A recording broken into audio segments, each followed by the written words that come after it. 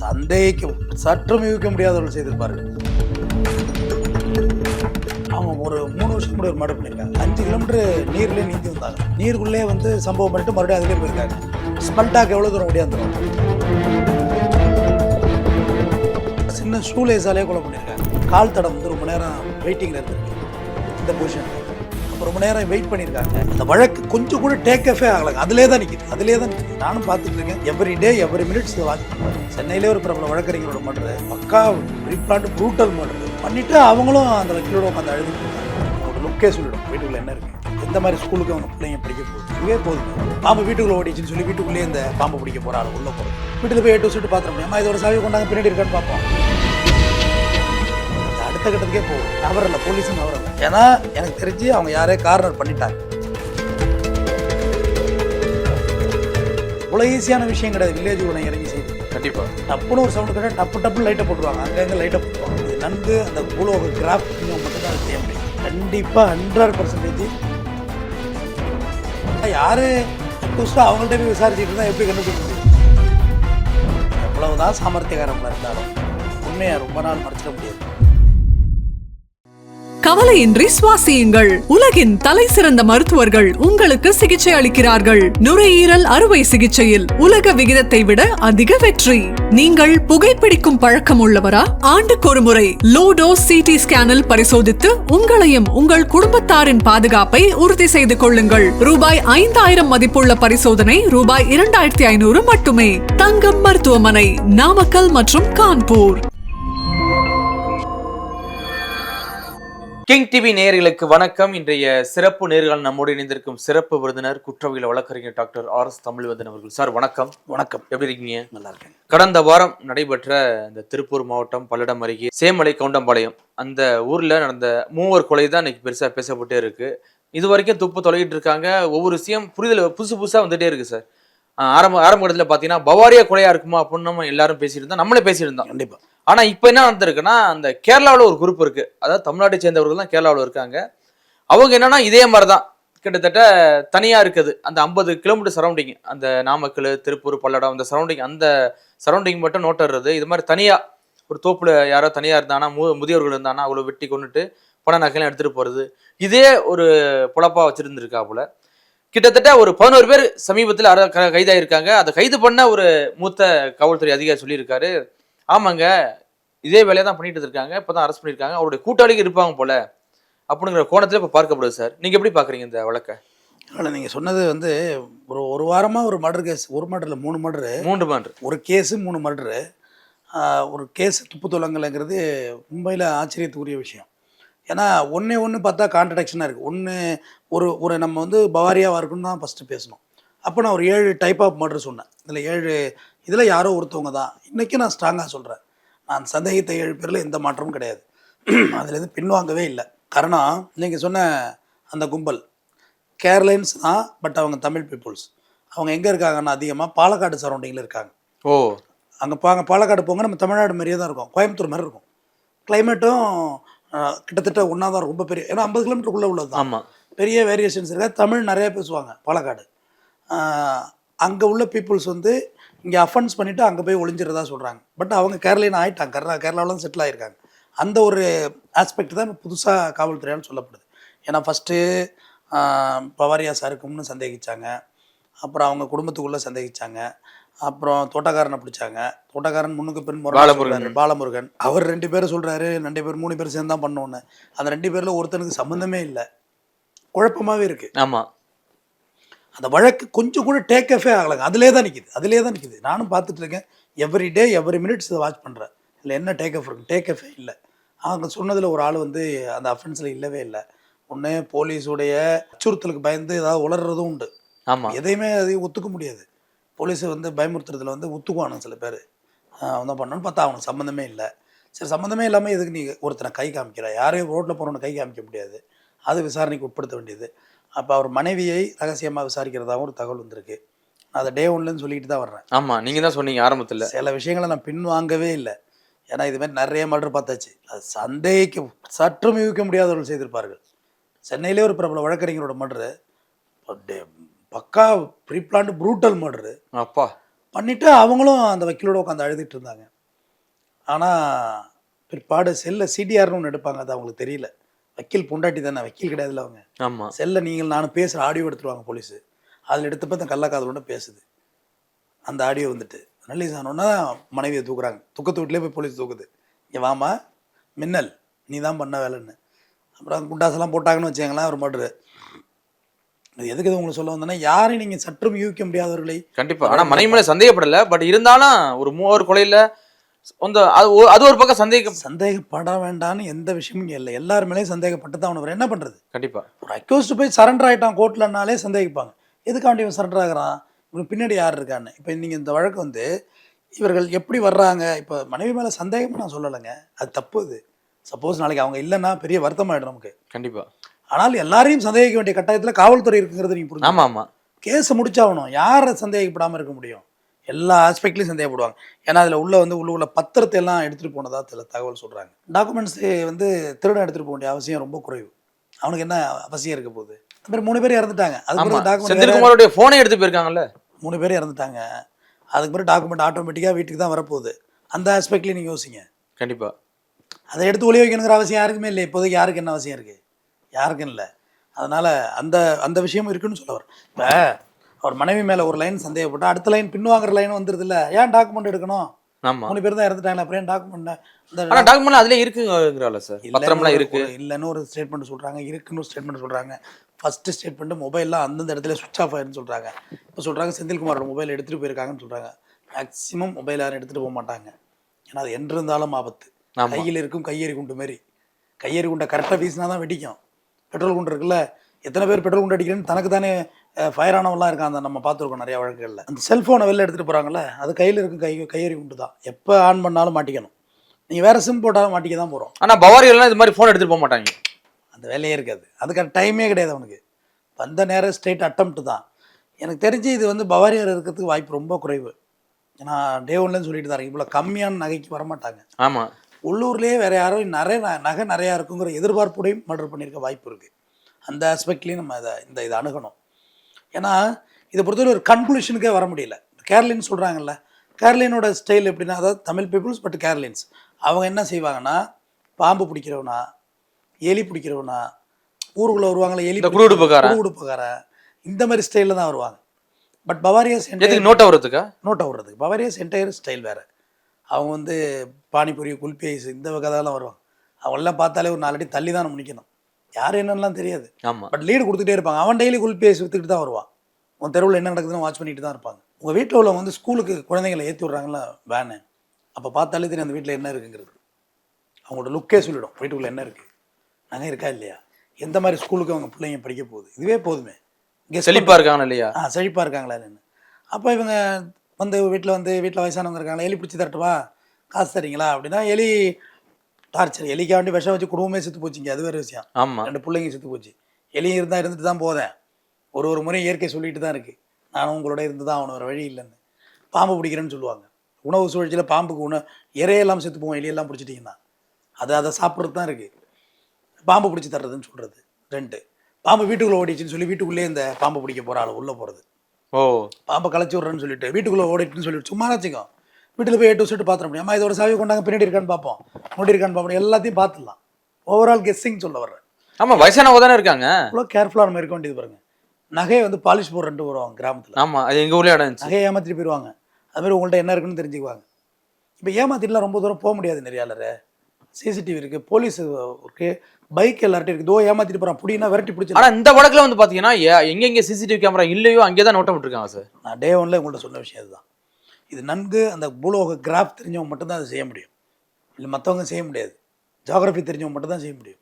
கண்டிப்பாக 100% இதை டைரெக்டாக அவங்க ரொம்ப க்ளோஸரில் உள்ளவங்க தான் செஞ்சுருக்காங்க. இதில் மாற்றுக்கிறதே கிடையாது. வெளியாலாம் உள்ள அப்படி இறங்கி செய்யவே முடியாது.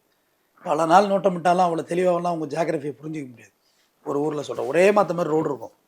கண்டிப்பாக அவங்களுக்கு ரொம்ப நெருங்கியவர்கள் தான் இதில் ஈடுபட்டிருக்க முடியும். ஏன்னா அதுதான் காவல்துறையும் அவங்கள தான் மேக்சிமம் சந்தேகிக்க கூடுது. ஏன்னா ஒரு வாரம் ஆகிட்டு ஒன்றுமே குழு பண்ணவே முடியல. ஏன்னா தெரிஞ்சவர்கள் தான் தெரியும். ஏன்னா யார் அக்யூஸ்டோ அவங்கள்ட்ட போய் விசாரிச்சுட்டு இருந்தால் எப்படி கண்டுபிடிக்க முடியும்? ஆமாம், யார் சஸ்பெக்டோ அவங்கள்ட்ட தானே விசாரிச்சாகணும். இவரை பற்றி சொல்லுங்கள், அவரை பற்றி சொல்லுங்கள். இப்படியே தான் அந்த கேஸு ஜேர்னி ஆகிட்டு இருக்கு. இது வந்து அதிதீவிரமாக இப்போ நீங்கள் யாரையும் கைது பண்ணலாம், முன்னாடி குற்றவாளிகள் ஒரு 11 பேர் தூக்கியிருக்காங்க இதே பேட்டர்னில் கொலை இதே பேட்டர்ல கிட்டத்தட்ட ஆமா இதே 2020 ஆரம்பிச்சு 22 23 4 வருஷமாக நடந்துக்கிட்டு தான் இருக்குது. அதே சரௌண்டிங்கில் திருப்பூர், பல்லடம், கோவை, 50 கிலோமீட்டர் அந்த ரேடியஸ் 40 ரேடியஸில் இது நடந்துக்கிட்டே தான் இருக்குது. இதெல்லாம் இப்போ தூக்கி தான் இருக்காங்க, பழைய அக்யூஸ்ட் தூக்கியிருக்காங்க. அதில் 3 பேர் அப்ஸ்கானில் இருக்காங்க, அவங்களையும் விரட்டிட்டு தான் இருக்குது போலீஸ் ஒச்ச ஒழிவு இல்லாமல் இதில் உழைச்சிக்கிட்டு தான் இருக்காங்க. ஆனாலும் இன்னும் அந்த சரியான ஆளை தேட முடியல. போலீஸுக்கு எப்பயுமே ஒரு பார்வை உண்டு. ஒரு ஆளை கரெக்டாக கெஸ் பண்ணிட முடியும், கண்டிப்பாக கெஸ் பண்ணிடுவாங்க. ஆனால் அதுக்கான சூழல் உருவாகிற வரையும் காத்து தான் இருப்பாங்க. இப்போ நேரம் தூக்கியிருப்பாங்கிறீங்களா? அப்படி தூக்குறதுக்கான எல்லா கார்னரும் பண்ணி வச்சுருவாங்க, செக் வச்சுருவாங்க. செக் வச்சுட்டு அப்படியே கேஸுக்குள்ளே விசாரிச்சுட்டே போவாங்க. கரெக்டாக லாக் ஆகிடும். அவ்வளோ எளிதாக அதை விட்டுட்டு போக மாட்டாங்க போலீஸ். நீங்கள் எவ்வளவு தான் சாமர்த்தியக்காரங்களாக இருந்தாலும் உண்மையை ரொம்ப நாள் மறைச்சிட முடியாது. எவ்வளோ பெரிய வார்த்தை ஜாலமாக இருந்தால் தான் என்ன, உண்மையை மறைக்க முடியாது. உண்மை வெளில வந்தே ஆகும். கண்டிப்பாக பொய்யை வேணால் மறைச்சிக்கலாம், ஆனால் உண்மையை மறைக்க முடியாது. உண்மை வந்துடும். ரெண்டுமே ஒன்று அல்டிமேட் தான். வார்த்தை பொய்யை வேணால் மறைக்கலாம், ஆனால் உண்மை வெளில வந்துடும். அதனால் இவங்க எவ்வளோ நாள் தான் அதில் ஜேர்னி பண்ண முடியும்? ஏன்னா ஒரு குடும்பமே இறந்து போச்சு, படுகொலை செய்யப்பட்டிருக்கு, இறக்கலை படுகொலை செய்யப்பட்டிருக்கு. அப்போ அவ்வளோ எளிதாக எப்படி கடந்து போகிறது? அப்போ இவங்களை சரியான அக்யூஸை கேட்ச் பண்ணலன்னா மற்ற பண்ணை வீட்டில் இருக்கவங்களெல்லாம் பயம் வரும். கண்டிப்பாக சார். ஆனால் நீங்கள் சொல்கிற ஆஸ்பெக்டில் பார்த்தீங்கன்னா இந்த முதியவர்கள் இது மாதிரி பண்ணை வீட்டில் இருக்க முதியவர்களை டார்கெட் பண்ணியிருக்காங்க. ஆனால் செந்தில்குமார் எதேச்சியாக மாட்டியிருப்பாரு எப்படி சார்? 2 கோணத்தில் சொல்கிறேன். கீழே கமெண்ட்டில் நல்லா இந்த சேனலில் வந்து கமெண்ட்டில் நல்லா பேசுகிறாங்க. அது ரொம்ப ஆரோக்கியமானது. Positive comment. ரெண்டாவது வந்து சந்தேகிக்கிறாங்க. நம்ம சொல்கிற பொதுமக்களுடைய பார்வை. நான் கமெண்ட் வந்து உங்கள் சேனலில் நான் பார்க்குறது உண்டு. எல்லா சேனலையும் ரேண்டமாக பார்ப்பேன், உங்களுக்கு நிறைய பார்க்குறேன். ஏன்னா யாராவது ஒரு குழு சொன்னால் அதை வச்சு பேசி உண்மையை வெளில கொண்டு வரலாங்கிறத நான் பிரியப்படுறேன். கண்டிப்பாக குற்றவியலை வளர்க்குறீங்க வேறு. இதில் ஒன்றும் வியூஸ் போகணுங்கிறத எண்ணம்லாம் நமக்கு கிடையாது. ஒன்றும் நல்லது நடந்தால் சரி, போலீஸுக்கு கொஞ்சம் ஹெல்ப்பாக இருப்போம்னு. அப்போ வந்து 2 ஆஸ்பெக்ட். செந்தில்குமார் வந்த அன்னைக்கு தான் மர்டரை ஃபிக்ஸ் பண்ணுறாங்களா, இல்லை ஏற்கனவே ஃபிக்ஸ் பண்ண மர்டரில் செந்தில்குமார் மாற்றாரா? 2 விஷயத்தை நீங்கள் புரிஞ்சுக்கணும். கரெக்ட். செந்தில்குமாருக்காக காய் நகர்த்தப்பட்டதா, இல்லை அவங்க அப்பா அம்மாவுக்கு வச்சிருந்த வலையில் செந்தில்குமார் சேர்த்து லாக் ஆகிறாரான்னு விசாரிக்கணும். 2 ஆஸ்பெக்ட். முதல் ஆஸ்பெக்ட், செந்தில்குமார் வந்த அன்னைக்கு மர்டர் ஆகுது. அப்போ அந்த கோல் செந்தில்குமாருக்காக இருக்காதுன்னு எப்படி நீங்கள் சொல்ல முடியும்? செந்தில்குமாருக்காகவும் இருக்கலாம். செந்தில்குமாரை கொலை செஞ்சு பேரண்ட்ஸையும் கொலை செஞ்சு கொஞ்சம் ஜொல்லம் எடுத்துட்டா டோட்டலாக நகைக்காக கொலை நடந்துச்சு அப்படியே ஒரு ட்ராமாவையும் இதில் அரங்கேற்ற முடியுமா? முடியாது. முடியும், டெஃபினட்டாக முடியும். கொலையாளிகள் அவங்க அப்பா அம்மாவை கொண்டுட்டு யார் தெய்வசாகமணி அலமேலு தம்பதியினரை கொண்டுட்டு. ஆமாம், நீங்கள் சொல்கிற பணியில எனக்கு ஒரு யோசனை வருது. அடுத்த நாள் ஏதோ ஃபங்க்ஷனு போல் ஒரு திருமணம் ஒன்று அதுக்காண்டி வந்திருக்காங்க அப்படின்னு சொல்கிறாங்க. Yes, exactly. அடுத்து இன்னொரு ஆஸ்பெக்ட் சொல்கிறேன். அவங்க அப்பா அம்மா தெய்வசாகமணி அலமேலை கொல்றதுக்கு கொண்டுட்டு நகை எடுத்துகிட்டு போகிறதுக்காக இருந்த திட்டத்தில் செந்தில்குமார் வந்தது சற்றும் எதிர்பாராமல் செந்தில்குமார் பலியானாரா? 2 கோணம் தான் அதில் இருக்குது. ரொம்ப போட்டெல்லாம் குழப்ப வேண்டியில்லை. ஒன்று செந்தில்குமாருக்காகவே அரங்கப்பட்ட படுகொலை, அல்லது இவங்க பேரண்ட்ஸ்க்காக நடக்கப்பட்ட படுகொலையில் செந்தில்குமாரும் படுகொலை ஆகிவிட்டார். 2 ஆஸ்பெக்ட் தான், ரொம்ப கிடையாது. ஒன்று.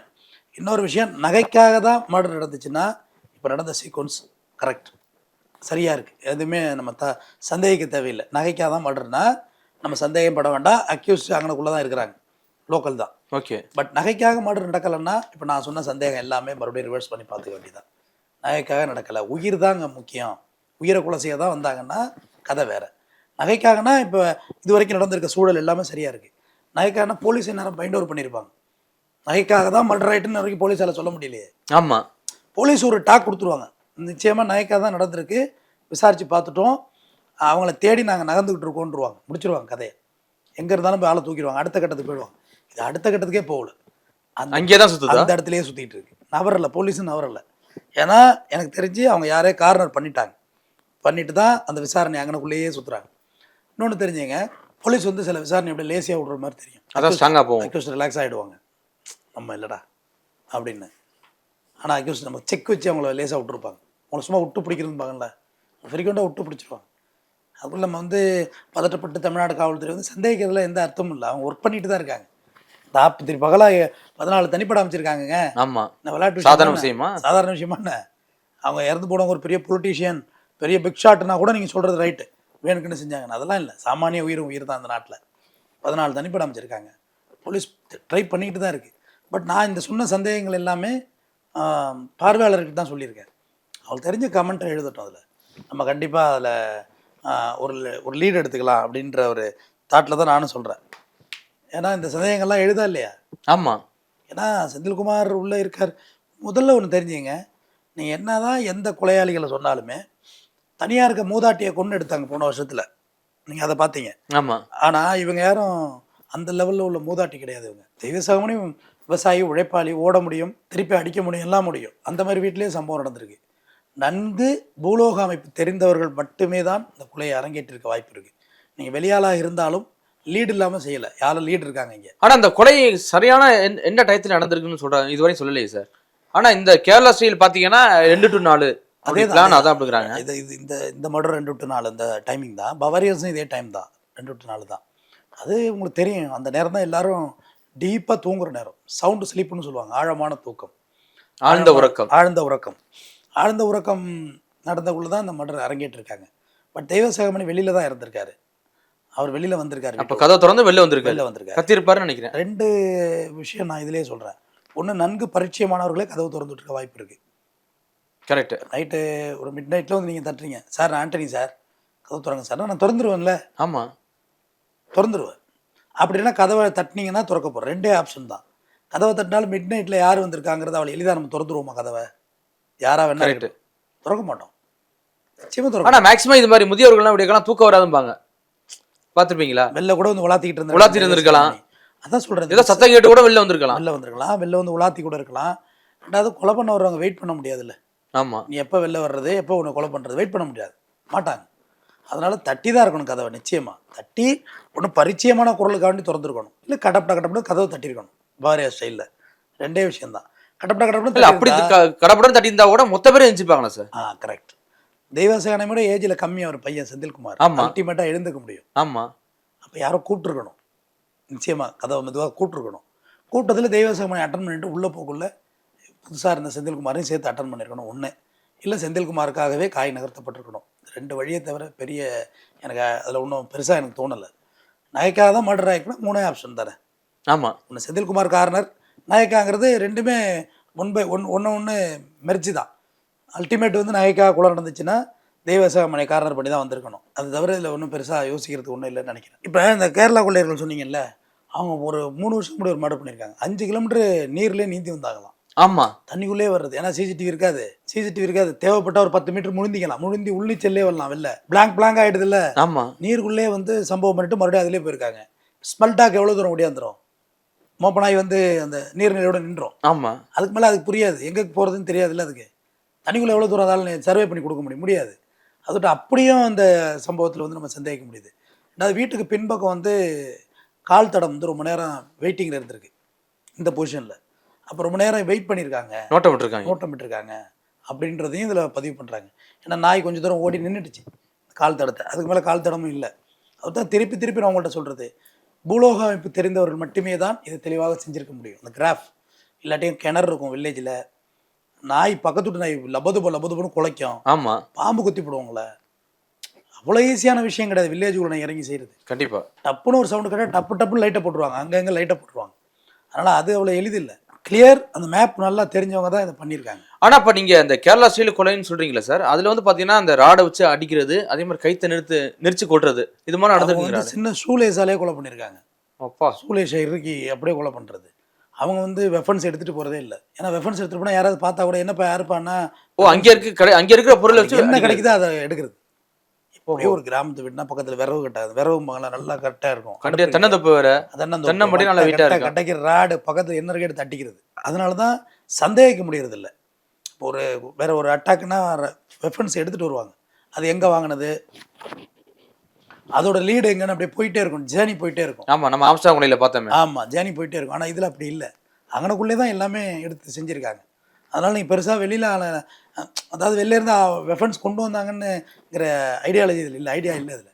ஸோ அங்கனக்குள்ளே செஞ்சுருக்காங்க. அது பூலோக அமைப்பு தெரிஞ்சவங்க தான் செய்திருக்காங்க. திருப்பி நான் அதை பதிவு பண்ணுறேன். நன்றி. கண்டிப்பாக சார், மீண்டும் மற்றொரு நிகழ்வை சந்திப்போம். மிக்க நன்றி. கவலையின்றி சுவாசியுங்கள். உலகின் தலை சிறந்த மருத்துவர்கள் உங்களுக்கு சிகிச்சை அளிக்கிறார்கள். நுரையீரல் அறுவை சிகிச்சையில் உலக விகிதத்தை விட அதிக வெற்றி. நீங்கள் புகைப்பிடிக்கும் பழக்கம் உள்ளவரா? ஆண்டுக்கொரு முறை லோடோஸ் சிடி ஸ்கேனில் பரிசோதித்து உங்களையும் உங்கள் குடும்பத்தாரின் பாதுகாப்பை உறுதி செய்து கொள்ளுங்கள். ரூபாய் 5000 மதிப்புள்ள பரிசோதனை ரூபாய் 2500 மட்டுமே.